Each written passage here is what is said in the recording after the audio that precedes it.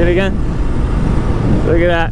She can make the bike turn a lot. So if you're a passenger back there moving around a whole bunch, that's kind of the influence you're having on the bike, making it move all around and stuff. Make sure your side stands up. I like to start the bike and put it in gear prior to my passenger getting on. Then I like to squeeze in the front brake lever and hold it. She signaled me that she's getting on. I can feel her getting on, getting situated. Now that she's on, I can let out the brake. I'm not worried about the bike moving. I have the bike in first gear. I'm in the friction zone. So now I can start to ease that clutch out. Nice and smooth. Take a few steps to get going for balance. Then I can put my feet up on the pegs. As I'm, you know, coming to slow stops and making turns almost from a stop, I can kind of hang out in that friction zone in first gear and take my time, give me a little bit of speed for stability, lift that extra weight back there. That way I don't have to. Now I can practice coming to a full stop and then balancing a little bit without putting my feet down, and then taking off, looking at the pretty mountains.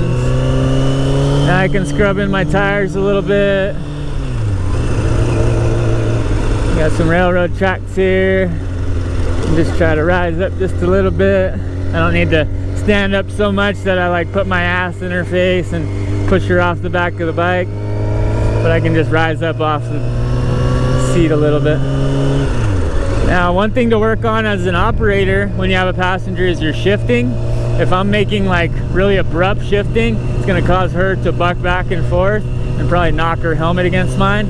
But if my shifting is nice and smooth like that, it's barely there at all, then it's not going to affect me or my passenger. It's not going to upset the bike and the suspension.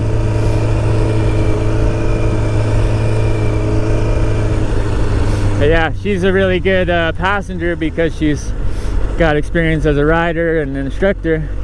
So she does a really good job back there, not influencing me or the bike. She's just kind of hanging out,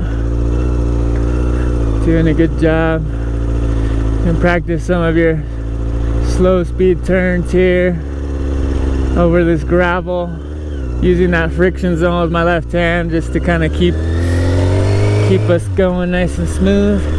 And notice here's an example of an abrupt shift, right? If I'm like letting my clutch out too fast or on and off my throttle, you can feel it kind of bucking us around. So you want to, as an operator, be really smooth, especially with a passenger. You want to get your speed belt up, listen to the bike, make your shift, ease your clutch back out nice and smooth. Try and make that whole transition smooth so you're not upsetting your passenger, upsetting your suspension.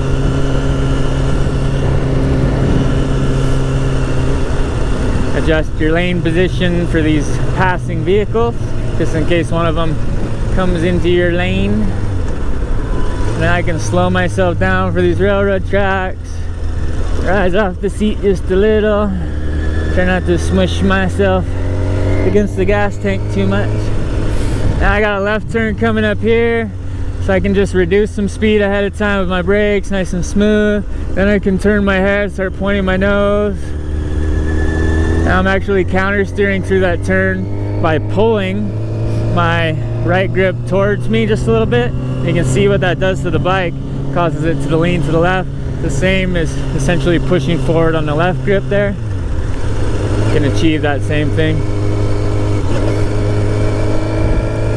But if, as I'm demonstrating there, where I'm looking with my left hand, I can still make that turn by pulling that right grip towards me. Now you want to get used to pushing forward on your grips for counter steering. That's the proper way to kind of do the technique, but you can achieve the same kind of effect by pushing, pulling. But you're going to have more control and precision with the push than the pull. And slowing down ahead of time, I can feel a little bit of her weight, of her legs and stuff kind of pushing against my butt as we slow down there, so that weight transfer forward. Same thing here, rise up just a little. You You can feel her making just little minimal adjustments and stuff.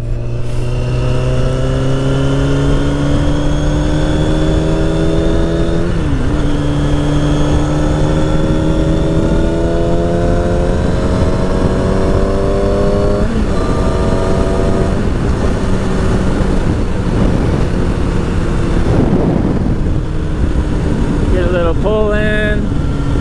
Now you can practice your counter steering with a little extra weight of your passenger on the back, weaving from one side of the road to the other.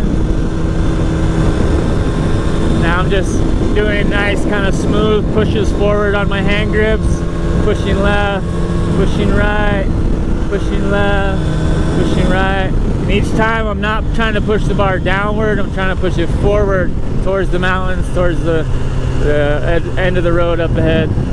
It's always that forward push. So I'm trying to keep my arms bent kind of down here, pushing forward, not trying to push down. Yeah, and I can feel her influence when she shakes her hips around. You can kind of see what the bike does. Do it again.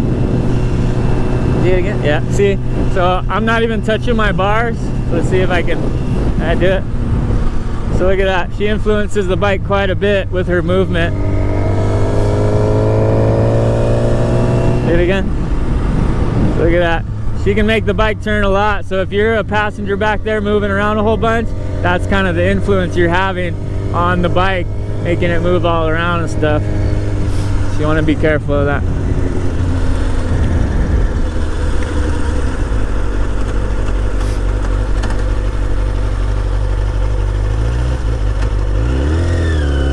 Nice and smooth, nice and easy. Yeah, notice I'm nice and loose on my controls. My hands are nice and loose. You can see I took them off the bars and we're not falling over immediately or anything like that. Just nice and smooth. The less weight you have on your bars and hand grips and everything, the better. You want to always keep your kind of upper body and torso nice and relaxed and loose. So I'm hugging the tank with my knees, my core is engaged, my posture's good, my back's straight, and my arms are nice and light and relaxed up here. My shoulders, elbows are bent. I'm not shoving all my weight down on my hand grips.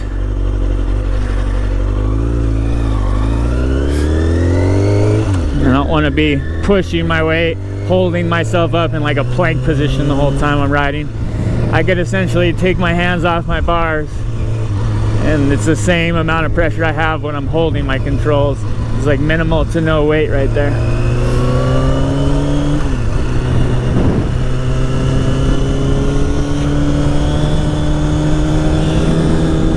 You can practice your swerves from one side of the road to the other while you have a passenger. Make sure you can swerve around a small animal. Push to swerve, push to straighten. Just make sure your passenger is ready for all your stuff. Blind hill here, we saw a vehicle coming, so I'm shifting myself over here, anticipation for them. There they are right there.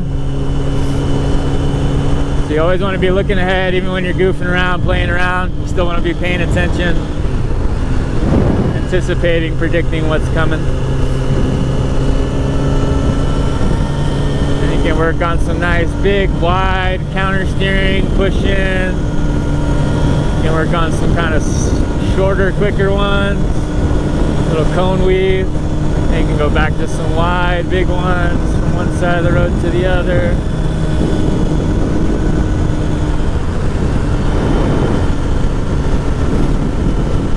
Anytime there's other motorists, looks like post office or something, be respectful, courteous, don't be ripping and racing down the road. Now watch, I can do this counter steering with just one hand, pushing and pulling left and right, causing the bike to go back and forth. Little bit of rise off the seat there. Nice smooth braking up to the stop sign. Make sure it's nice and clear. Look twice, 3, 4, 5 times, however many times you need to feel extra confident and sure that there's no one coming. And just take your time and have a good time. Yeah. Then you can show your passenger some love here and there when you get a safe opportunity. Give them a little pat on the leg, a little rubbing or something. Check in with them, make sure they're doing good, thumbs up, stuff like that. See if they need a break. Good to take breaks, get off the bike, stretch your legs, all that stuff. And just like that, once you come to a stop, you can hold your brake in again, allow your passenger to dismount. You can feel the bike suspension kind of lift up a little bit.